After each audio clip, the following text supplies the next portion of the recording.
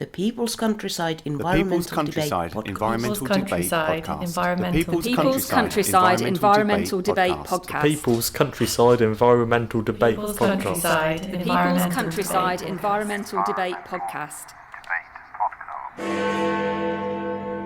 Is it right that someone who is paid a lot of money should lose their job when something goes wrong under their watch? We've put 2 men in prison for around 9 years in total, and we have to pay for that. Isn't there better punishment?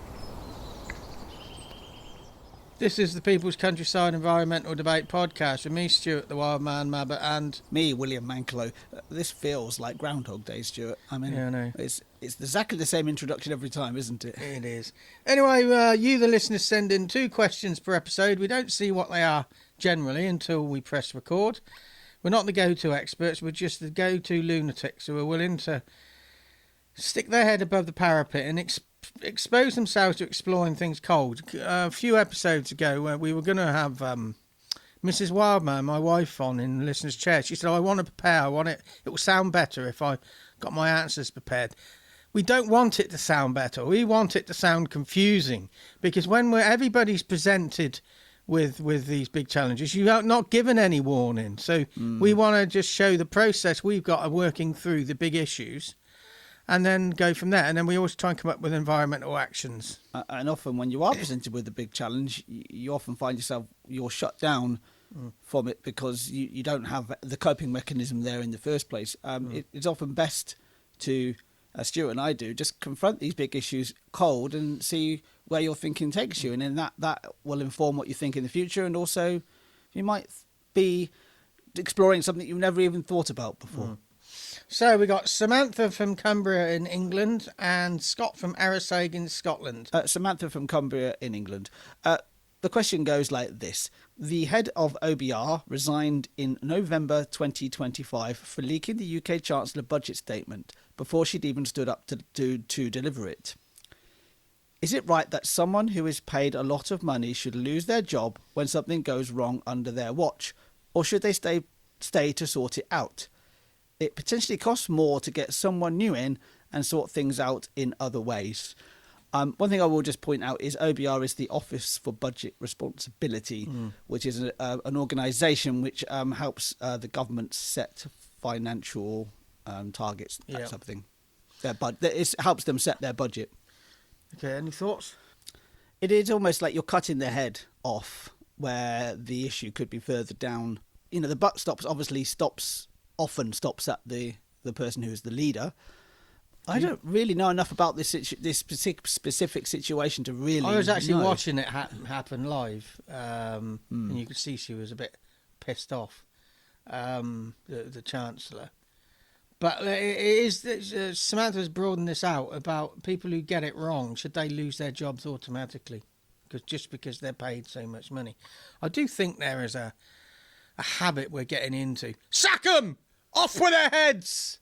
Lance the boil, get it sorted, then get rid of them. Sometimes the people who have fucked up might be the people who can unfuck it. Yeah, and it could also be the system that they're working with as well, which is the issue. It's just everybody wants to just sack everybody all the time. Nobody's allowed to make a mistake. I know there were some big mistakes made, and by people who should know better. But is it always the best thing to get them out and replace them? I don't think it is. It could be a pattern of habit, a pattern of habit, maybe, or a pattern of working that you can see that you can quite clearly see this person is not doing their job in the best manner. But I don't. Do you know any more details specifically about this case, Stuart? Yeah, I think the last November the Chancellor was going to give a budget speech, and then the BBC said, "Well, we've just had an email come through telling us what's in the speech." So the BBC knew what was in the speech before she gave it. So there was this email fired off early. That's a mistake. And why is the person at the top? Because the person at the top didn't fire off that email. I bet that person at the top probably doesn't send many emails because they get a pleb to do it. They get somebody who's working for them to do it. Yeah, it's just, it wasn't great, but it also wasn't the end of the world. And should the person at the top resign because somebody below them, should they be responsible for everybody's mess ups? I just think we just need to stand back and look at it sometimes. In this instance, I do think systems needed looking at.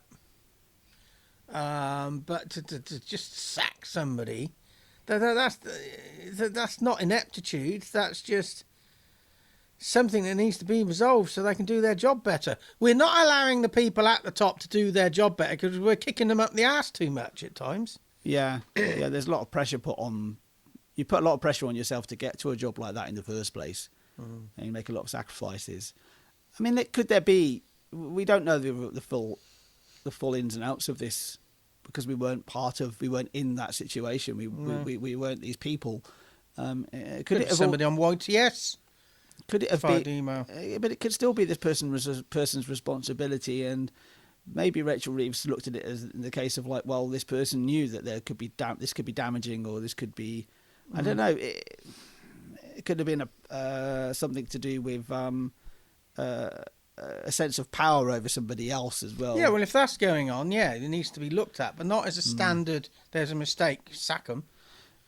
But I don't think we'll ever really know until much later why this happened, and if anybody actually really looks into it, because I was aware of that situation. I was aware that things were leaked before the budget. It was only about 5 minutes. Yeah, before the budget came out. I was aware of that situation, but I do not remember this person. Consciously remember this person being fired for it. I'm not even sure they did, but what's it say here? Oh, they resigned. They didn't. Oh, they resigned. Fired. Okay, yeah. Well, that's a little bit of a different thing because I didn't. I should read that again. So, the head of OBR, which is the Office for Budget Responsibility, resigned in November 2025 for leaking the UK Chancellor budget statement. Then that's a bit of a different ballpark entirely. But did they resign because they knew they weren't up to it, or that the amount of pressure that was stopping them doing their job? Yeah. I just think let's bring this back to an environmental action. We need to remove the constant blame, and then start resolve. That's my environmental action. Yeah, just find a resolution to issues rather than this blame game. Yeah. Okay, next question. Scott from Arisaig, Scotland. He's been on before. Scott has sent several questions to us. I'm in Nicky Nacky Doo. Welcome back, Scott. Let's ignore Stuart's comment there. Scott's question is: the cutting down of the sycamore gap tree, was the reaction going overboard? Surely we have plenty of other trees, many of which are cut down without even a mention. We've put 2 men in prison for around 9 years in total, and we have to pay for that. Isn't there better punishment? Just playing devil's advocate. I do recall at the time when we talked about this, there was a question that another question about the sycamore gap tree, and there was so much emotion about this one particular tree, and I do remember saying at the time that on this podcast, and also just talking about it, that I said, well, it's just one tree. And the response I got was, yeah, but it's not just one tree. People got engaged under it or whatever. They had these moments, special moments. And I said, well, it still is just one tree, isn't it? I think, it was a special place for a lot of people that this one tree did assist with. It is actually just one tree. There's lots of other. A previous conversation we've had recently local to us. Somebody was hacking back a tree that they said was overshadowing their garden. Is that any worse or better? I do take the point of putting 2 men in prison for 9 years. They were a couple of twats, I have to say. And I think maybe they were up to other stuff as well. But 9 years is excessive for cutting down a tree. Maybe it's you've done all these different things and now you've done this. Yeah, I think there is a better punishment than just sticking them in a. What would your better punishment be then? Just something that really disadvantages them in their life, in daily life. Whereas you put somebody in a cell, you just got to survive the time and do your time. You smile and be a good boy, you'll be out in 5 years. Yeah, sorry about me asthma, people, but it's not good today. But I also think there are, really, I'm not saying community service, but I'm thinking, look at their lives and not disadvantage them as human beings, but there's a consequence to what they're doing on a daily basis that is impacted by the punishment. Mm. Yeah. But I do think the reaction was going overboard for One Tree. An environmental action.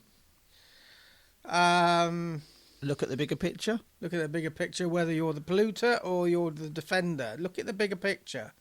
Don't jump straight in with this has happened, so this has to happen. We need to look at things in different ways going forward, because if you keep doing things in the same way, you'll still get the same end result. I still see the I see the similarity between this and also the protests around HS2, which I totally understand, and I support in the sense of, support anybody's right to protest. But the loss of habitat is minimal compared to other impacts of what that we're creating, but the outcome of the high speed line will actually mean that more people travel by sustainable methods of transport. So you have to look at it that way as well. Okay, so the next episode is on the 19th of April. Samantha's back from Cumbria, England, and then John in Chalbury, Oxfordshire. Lovely little town, village. Lovely village, isn't it? Yeah. Lovely village. In Oxfordshire. So join us then. I've been him, he's been me. I have been you, and you've been me, and we won't say who we are because you know who we are.